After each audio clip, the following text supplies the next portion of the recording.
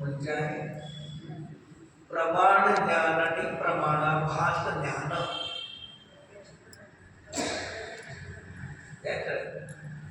मूळ ही प्रत्यक्ष परोक्ष प्रमाण आणि प्रमाणभास म्हणजे खरं ज्ञान आणि खोटं ज्ञान. प्रमाण ज्ञानाला खरं म्हणायचं, प्रमाणाभास ज्ञानाला खोटं म्हणायचं. एक आता प्रमाणाभास आणि प्रमाण ज्ञान.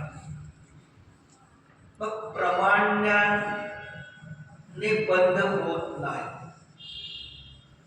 प्रमाण ज्ञानाने खऱ्या ज्ञानाने बंद होत नाही हा सिद्धांत आहे. आणि प्रमाणाभास ज्ञानाने बंद होतो. त्याला दुसरं नाव न्याय ग्रंथामध्ये समारोपाने सहित ज्ञान. समारोपामध्ये संशय विपर्य आणि व्यवसाय. आणि चौथं अज्ञान. संशय विपर्य आणि व्यवसाय आणि अज्ञान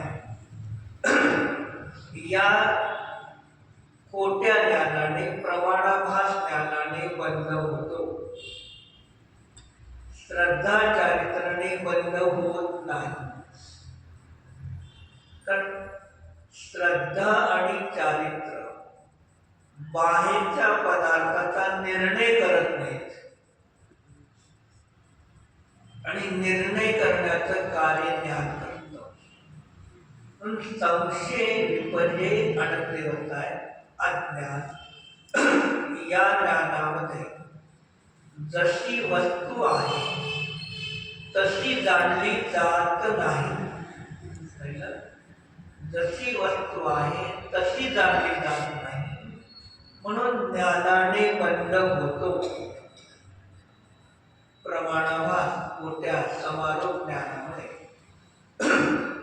आणि प्रमाण मग शिंपल्याला शिंपलं जाणलं, चांदीला चांदी म्हणून जाणलं, पुस्तकाला पुस्तक म्हणून जाणलं, रस्सीला रस्सी जाणलं, सापाला साप जाणलं. मग ते ज्ञान जशी वस्तू तसं आहे नाही. विपरीत आहे का? संशय नाही, विपरीत नाही, आणि व्यवसाय नाही आणि अज्ञान नाही.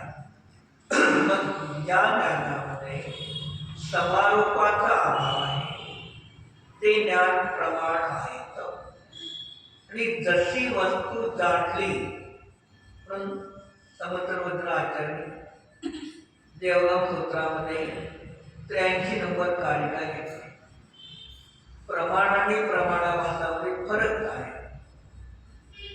मग जाने वे विषय में व्यभिचार का दोष न होना.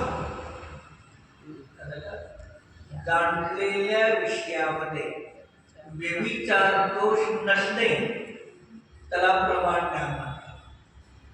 आता इथे व्यभिचार शब्द आला.